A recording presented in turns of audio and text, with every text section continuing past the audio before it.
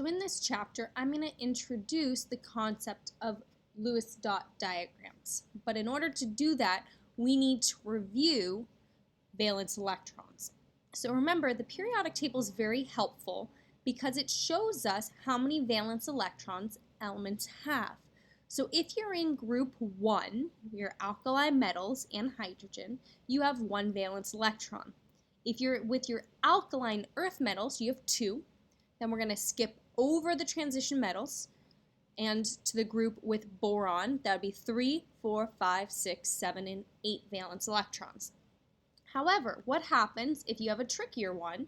So for example, what if you have a transition metal? So let's look, for example, at zinc. Okay? I'm going to really quickly write out the shorthand electron configuration for zinc.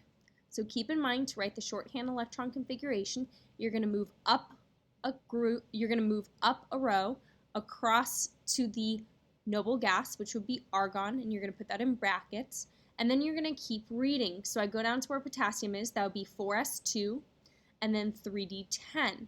So looking at this and remembering that valence electrons are the electrons in the outermost energy level, this tells me that zinc, because 4 is the highest energy level there, has 2 valence electrons. So those are the trickier ones. It's still not that tricky, it's just that you can't count using the periodic table. So zinc has 2 valence electrons. So you're going to complete the rest of the problems that I gave you, and then we're going to move on. So you're going to learn in this video how to create Lewis dot diagrams. So there are specific steps that you need to take to make sure that you're doing it correctly.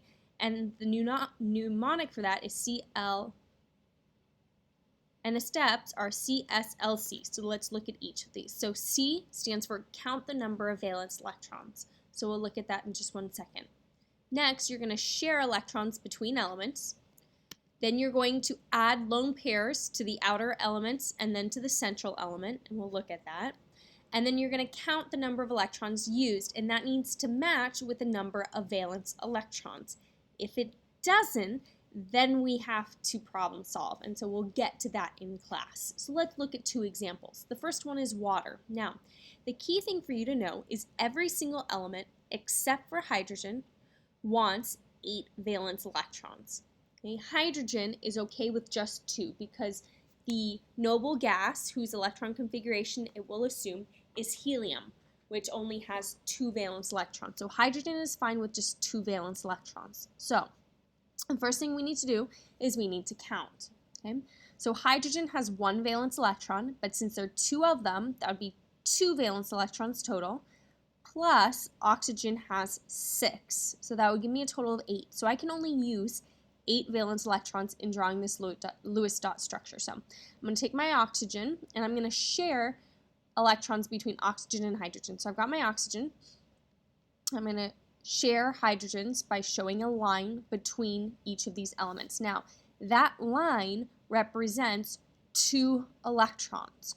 Those 2 electrons are being shared, which means right now hydrogen has 2 electrons, the other hydrogen has 2 electrons, and oxygen has 4. Now, most elements, if I'm going to add lone pairs of electrons, so electrons that are not being shared, most elements need 8 valence electrons. But remember, hydrogen is an exception. Hydrogen is fine with just 2.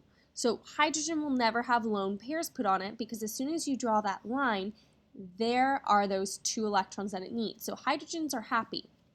Oxygen, however, since it only has 4 valence electrons, it needs 4 more electrons on it. So I'm going to add 2 lone pairs on the top and 2 on the bottom. Okay. Now I'm going to take this and I'm going to count again to make sure that I only used 8 valence electrons. Okay. So that line there represents 2.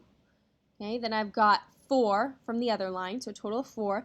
Then 6 from the 2 on top, 8 from the 2 on bottom, so I am good. If it weren't 8, I would have a problem, and we would have to problem solve. So let's look at the next problem, CCl4. First I need to count, so let's count valence electrons. So I've got 4 from carbon plus 7 from chlorine, but I've got 4 chlorine, so that's a total of 32 valence electrons. Now I'm going to share electrons, so I'm going to put carbon in the center, and I have 4 chlorines that are attached. Okay, so I'm going to draw lines in between all of them. Okay. If you notice when I start adding lone pairs, carbon right now, because there are 4 lines around it, carbon already has 8 valence electrons. So carbon is completely taken care of. I just need to add lone pairs of electrons to each chlorine. Each chlorine right now, because there's only 1 line, each chlorine only has 2 valence electrons, but they each need 8. So I've got to add 6 lone electrons, or 3 pairs of electrons. So I'm going to add 2, 4, 6 to this chlorine, now it has 8. 2, 4, 6 to this one, now it has 8. 2, 4, 6, now that one has 8. And 2, 4, 6, now that one has 8. My last task is to go and count the total number of electrons and make sure that it's 32.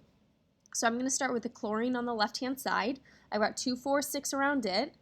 Next chlorine, 2, 4, 6, so a total of 12, 14, 16, 18, 20, 22, 24. I'm using 24 lone electrons, and then I've got 4 lines. Remember, each line represents 2 electrons. Okay, so that would be from 24, 26, 28, 30, 32, and I am done.